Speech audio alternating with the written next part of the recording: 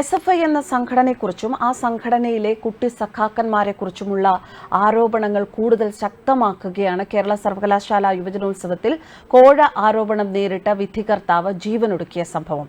ഷാജിയുടെ മരണത്തെ തുടർന്ന് നിരവധി ആരോപണങ്ങളാണ് SFIയെയും കുട്ടി സഖാക്കന്മാരെയും കുറിച്ച് പുറത്തു വന്നുകൊണ്ടിരിക്കുന്നത്. SFIക്കെതിരെയുള്ള ആരോപണങ്ങൾ ഇപ്പോൾ ശക്തമാവുകയാണ്. SFI പ്രവർത്തകർ ആയുധങ്ങൾ ഉൾപ്പെടെ ഉപയോഗിച്ച് മർദ്ദിച്ചു എന്നാണ് പ്രതികൾ വെളിപ്പെടുത്തിയിരിക്കുന്നത്.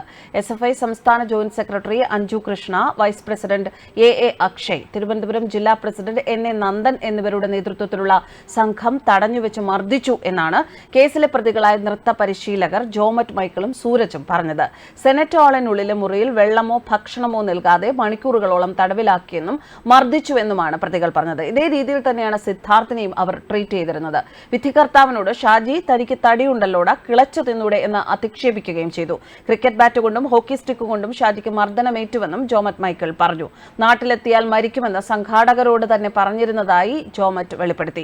എന്നാൽ ഇത്തരത്തിൽ മർദ്ദിച്ചിട്ടില്ല എന്നാണ് SFIയുടെ വാദം. പോലീസ് കാവലിലാണ് വിധികർത്താക്കളെ ഇരുത്തി ചോദ്യം ചെയ്തത് എന്നാണ് SFI സംസ്ഥാന വൈസ് പ്രസിഡന്റ് A.A. അക്ഷയ് പറഞ്ഞത്. സംഘാടകരുടെ പക്കലുണ്ടായിരുന്ന ഷാജിയുടെ ഫോണിലേക്ക് തുടർച്ചയായി കോളുകളും സന്ദേശങ്ങളും വന്നപ്പോഴാണത്രേ ഫോൺ പരിശോധിച്ചത്. അതിൽ ചില ടീമുകളുടെ ചെസ് നമ്പർ ഉൾപ്പെടെയുള്ള സന്ദേശങ്ങൾ ഉണ്ടായിരുന്നുവെന്നും ഷാജിയുടെ ഫോണിൽ നിന്ന് ജോമറ്റിനെയും സൂരജിനെയും വിളിച്ചു വരുത്തിയെന്നും ആരെയും മർദ്ദിച്ചിട്ടില്ല എന്നുമാണ് അക്ഷയ് നൽകിയിരിക്കുന്ന വിശദീകരണം.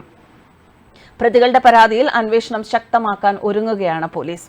സിദ്ധാർത്ഥിന്റെ സംഭവം കേരളം ചർച്ച ചെയ്തുകൊണ്ടിരിക്കുമ്പോൾ തന്നെയാണ് ഷാജിയുടെ മരണവും പുറത്തുവരുന്നത്. കേരളത്തിലെ ക്യാമ്പസുകളെ ഈ തരത്തിൽ രക്തരൂക്ഷിതമാക്കി കൊല്ലും കൊലയും നിത്യസംഭവമാക്കി മാറ്റിയതിന്റെ ഉത്തരവാദിത്തത്തിൽ നിന്ന് SFI എന്ന പ്രസ്ഥാനത്തിന് ഒരിക്കലും മാറി നിൽക്കാനാവില്ല.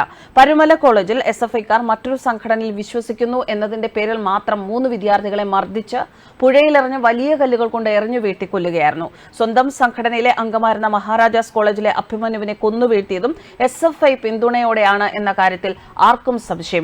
ധനുവച്ചപുരം ITയിൽ പ്രോജക്ടിന്റെ പേരിൽ ആയുധ നിർമ്മാണം നടത്തിയത് പത്രങ്ങളിൽ വാർത്തയായിരുന്നു. ഇങ്ങനെ എത്രയെത്ര സംഭവങ്ങളാണ് കലാലയങ്ങളിൽ നിന്ന് റിപ്പോർട്ട് ചെയ്യപ്പെട്ടിട്ടുള്ളത്.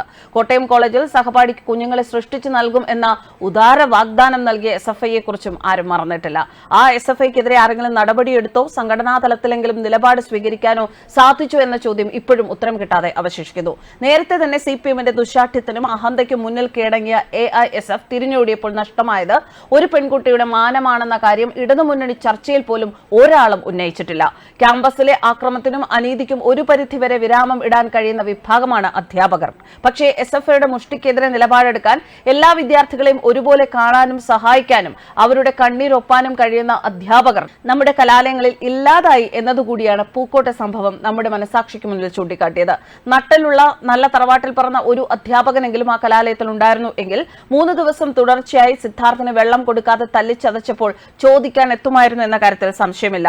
ആക്രമികൾക്ക് ചൂട്ടുപിടിക്കാനും അവരെ വെള്ളപൂശാനും കൂടെ നിൽക്കാനും ശ്രമിച്ച ഡീൻ അടക്കമുള്ള അധ്യാപകർക്കെതിരെ ശക്തമായ നടപടി ഉണ്ടാവണമെന്ന ആവശ്യം ഇപ്പോഴും ശക്തമാണ്. തെളിവ് നശിപ്പിക്കാനും കേസ് ഇല്ലാതാക്കാനും അവർ നടത്തിയ ശ്രമങ്ങൾ ക്രിമിനൽ ഗൂഢാലോചനയുടെ പരിധിയിൽ വരുന്നതാണ്.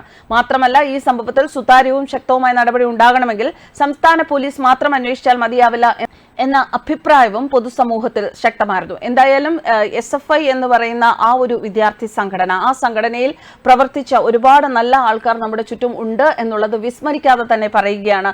ഇപ്പോൾ കാടന്മാരുടെ രാഷ്ട്രീയമാണ് കലാലയങ്ങളിലെ SFI സാധാരണക്കാരായ വിദ്യാർത്ഥികളോടും അധ്യാപകരോടും പയറ്റുന്നത് എന്ന് വേണം ഇതിൽ നിന്നെല്ലാം മനസ്സിലാക്കേണ്ടത്. ന്യൂസ് ഡെസ്ക് കർമ്മ ന്യൂസ്.